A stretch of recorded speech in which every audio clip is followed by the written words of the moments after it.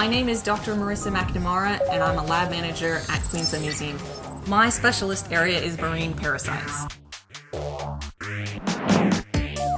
parasite is an organism that does two things. It lives with another organism, its host, and it lives at the expense of its host. For example, if there's a worm living in the intestine of an animal, it's feeding on the host tissue or the host's food. Every species of organism has at least one parasite species, and it's been estimated that up to 50% of life on Earth is parasitic.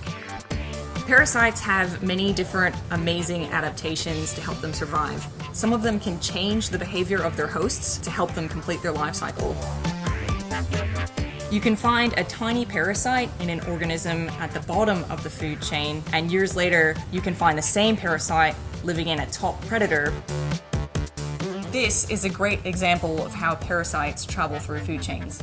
This tapeworm started off in a tiny crustacean, which got eaten by a fish, which eventually got eaten by a killer whale.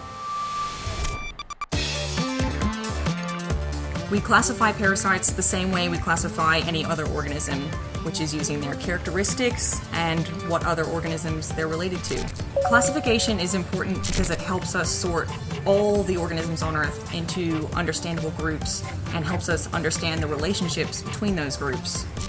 A dichotomous key is a series of steps, and it provides two choices at each step.